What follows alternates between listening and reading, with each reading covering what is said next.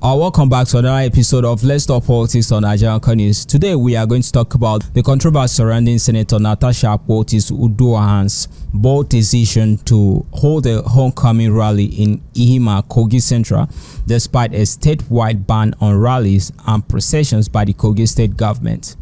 So, arriving in a helicopter, Senator Natasha Akpoti Uduaghan was welcomed by a large enthusiastic crowd from the 5 local government areas of Kogi Central Senatorial District.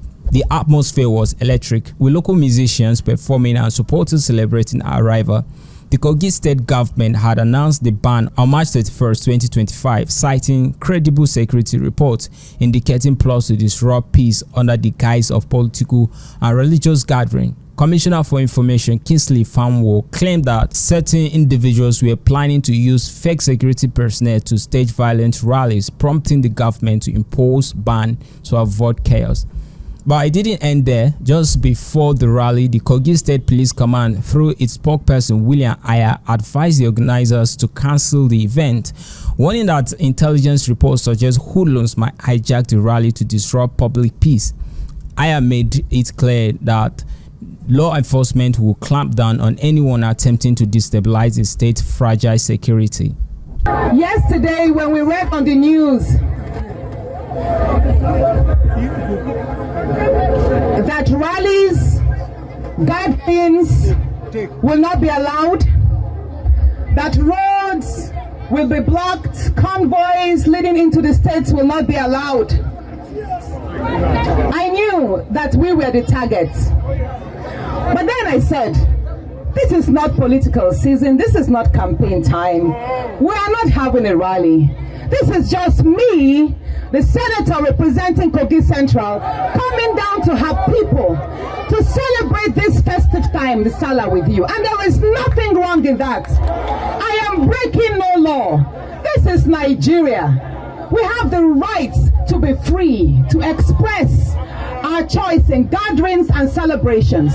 Now, the question many people are asking is this a defiance or desperation? Despite all of his warnings, Senator Natasha Akpoti went ahead with her rally, insisting that she wasn't breaking any laws. According to her, she was simply visiting her constituent for a Salah celebration, not holding a political campaign. She argued that it was a cultural and communal gathering, nothing more. In her speech, Akpoti Uduaghan boldly declared that nothing could prevent her from visiting her homeland.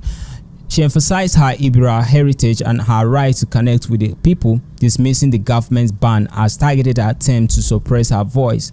She went further to accuse Kogi State Governor Usman Ododo, Senate President Accuses Akpabio, and former Governor Yahaya Bello of orchestrating her persecution. According to her, if any security breaches occurred during her visit, these political figures should be held responsible. On the 12th of March, Akpabio spoke to Governor Ododo to recall me, but he told him to be impossible because the masses are with her, the people are with her. But Akpabio was not satisfied. He then sent for Yahaya Bello, and it was actually Senator Asukwo from Cross River that drove Yahaya Bello from Hilton Hotel. I was informed of everything. And when I got to know, hold on, the meetings was in 2 folds. He told him to commence my recall, and that he was going to fund it. Of course, monies changed hands that night. The second thing he told him was that he should try and kill me. I didn't make this public, but I wrote to the IG of police. And Akpabio told Yahaya Bello, I am saying, stand by what I've said. He told him that he should make sure that killing me does not happen in Abuja, it should be done here. So it will seem as if it's the people that killed me here. I didn't make that public, but we did notify the security agencies of that. And he called a number of people in the cabinet, questioned them. How come that project found its way here? And he said, in his words, he said, how can such resources, gas from the Niger Delta, be moved to the north? That he will stop it. prove to you what he did.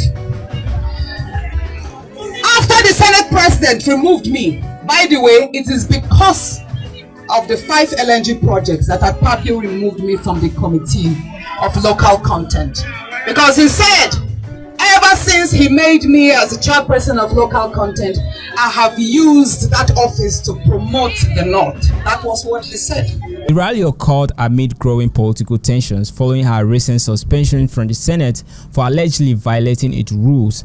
Additionally, she is facing a recall process initiated by her political opponents. But Akpoti insists that these actions are nothing more than a political witch hunt, motivated by her sexual harassment allegation against the Senate President Akpabio.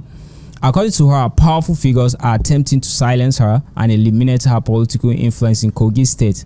After the rally, the Kogi local government area chairman, Amo Kamonde, declared a curfew effective immediately to restrict movement and gatherings in certain areas. The curfew aimed to maintain peace and order, warning that violators will be arrested and prosecuted. This decision was aligned with the state government's broader effort to prevent what seems as potential threats to public peace. But the big question is Senator Natasha Akpoti truly fighting for her rights and the rights of the people, or is just another political stunt to gain public sympathy and attention? Her supporters argue that she's a brave leader standing up against political oppression and persecution. Her opponents, however, claim that she is deliberately stirring trouble to score political points. Well, Senator Natasha Akpoti has made her move, openly challenging the authorities' restriction and standing her ground against what she described as targeted harassment. But will her defiance inspire her supporters to rally behind her cause, or will it backfire and deepen our political troubles? What do you think? Is Senator Natasha Akpoti genuinely fighting for her freedom and political rights, or this is simply a calculated political maneuver to gain sympathy and attention? Drop your thoughts in the comment section below, and don't forget to subscribe for more updates on Nigerian news. Talk to us, let's talk politics.